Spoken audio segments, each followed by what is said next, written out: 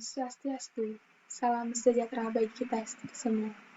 Perkenalkan, nama saya Niwayan Lantari dengan NIM 1917051066.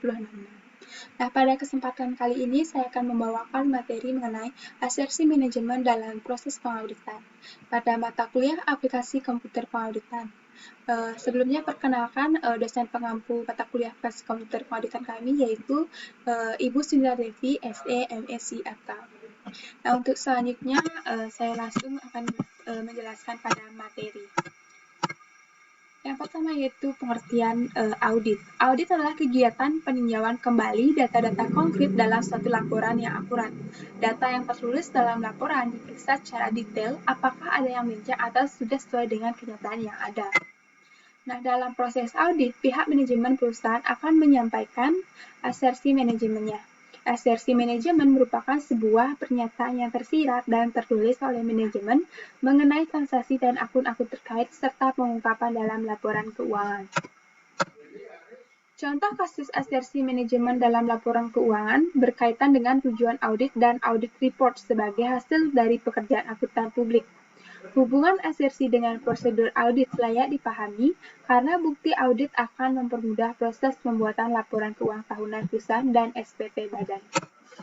Nah, contoh kasus asersi manajemen dan tujuan audit laporan keuangan terjadi apabila perusahaan memiliki laporan keuangan dengan opini wajar tanpa pengecualian yang akan membuat para investor mau memberikan dananya karena laporan keuangan terbebas dari salah saji material.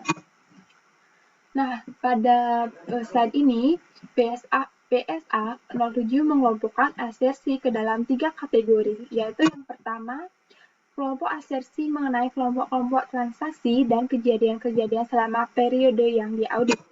Yang kedua, kelompok asersi yang mengenai saldo akun di akhir periode pembukuan. Dan ketiga, yaitu kelompok asersi mengenai penyajian dan pengungkapan.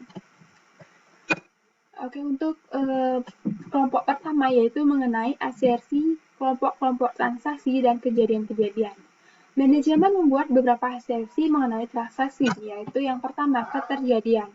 Contohnya, auditor perusahaan ABC membuat suatu asersi atas keterjadian yang menekankan apakah transaksi yang telah tercetak dan telah dilaporkan oleh perusahaan ABC dalam laporan keuangan benar-benar telah terjadi selama periode pembukuan.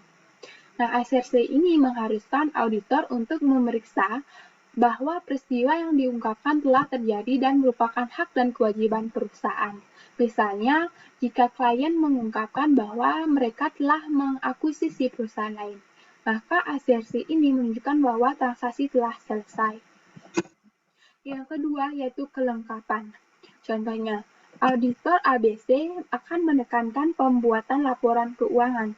Apakah semua transaksi yang seharusnya dimasukkan dalam laporan keuangan sudah dicatat dengan lengkap, di mana asersi kelengkapan menekankan pada kemungkinan hilangnya transaksi-transaksi yang seharusnya dicatat dalam laporan keuangan. Pelanggaran terhadap asersi kelengkapan terkait dengan kurang saji akun, yaitu pada berhubungan dengan apakah semua transaksi dan akun yang seharusnya disajikan dalam keuangan telah dicantumkan di dalamnya. Yang ketiga yaitu akurasi atau accuracy, yaitu asersi ini menilai apakah saldo-saldo dari transaksi telah dicatat dalam jumlah yang benar. Dalam siklus ini, asersi ini menegaskan bahwa transaksi dicatat menggunakan harga yang benar dan penghitungannya juga harus tepat. Contohnya, pada tahap ini yaitu auditor akan membahas apakah transaksi telah dicatat dengan jumlah yang benar.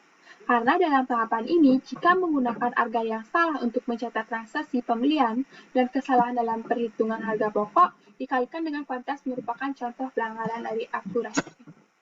Yang keempat adalah klasifikasi atau classification. Asersi ini menilai apakah transaksi telah diklasifikasikan ke dalam akun yang tepat. Contohnya, pada tahap ini auditor perusahaan ABC akan menekan apakah pembuatan laporan keuangan mencatat transaksi dengan nama akun yang tepat. Yang terakhir, yang kelima, itulah pisah batas atau sering yang dikenal dengan sebutan cut-off. Asersi ini menilai apakah Transaksi-transaksi dicatat dalam periode akuntansi yang sesuai.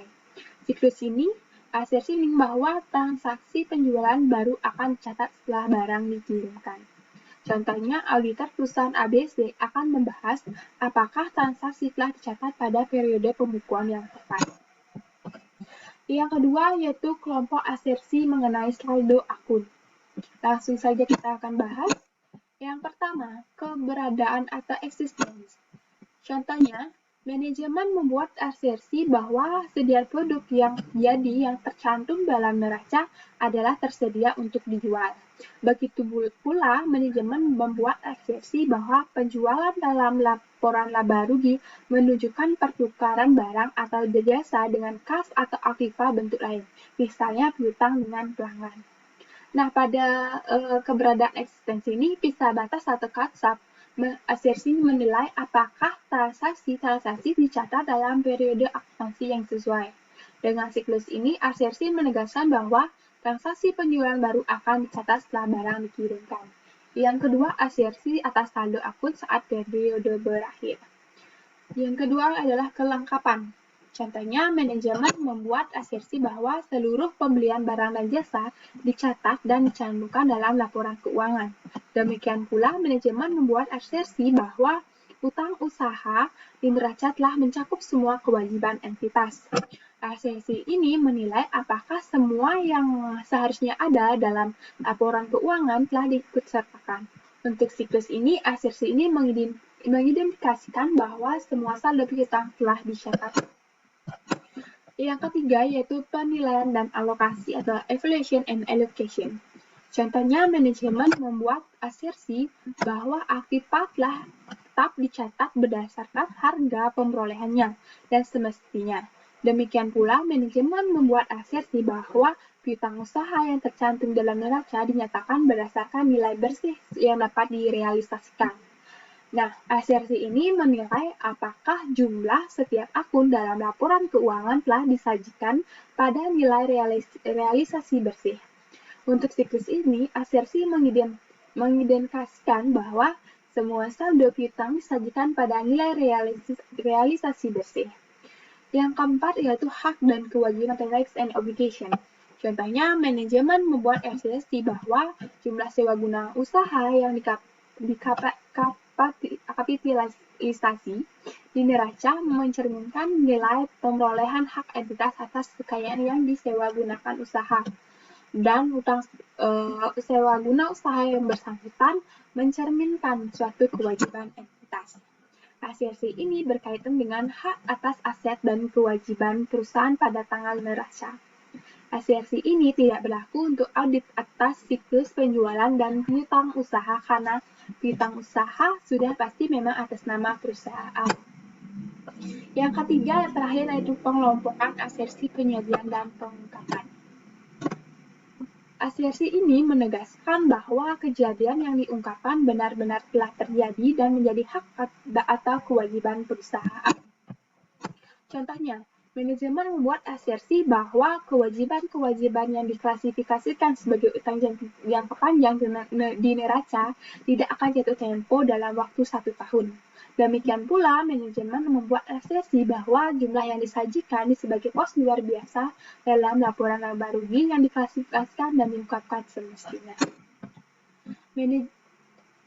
Manajemen membuat asersi, dan untuk selanjutnya yaitu dari materi yang sudah saya paparkan tadi mengenai asersi manajemen dalam proses pengauditan. Adapun pertanyaan-pertanyaan yang muncul dari materi tersebut, yaitu yang pertama, apakah dengan mengelompokkan asersi ke dalam kategori-kategori tersebut dapat membantu pihak auditor dalam menjalankan tugasnya, seperti dari tingkat efisiensi dan keakuratan data yang didapat.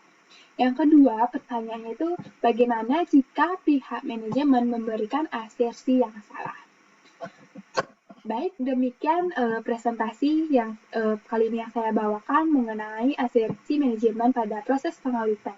Mohon maaf bila ada kekurangan materi yang telah disampaikan dan ucapan kata yang mungkin salah yang tidak berkenan. Demikian dan Om Santi Santi Santi.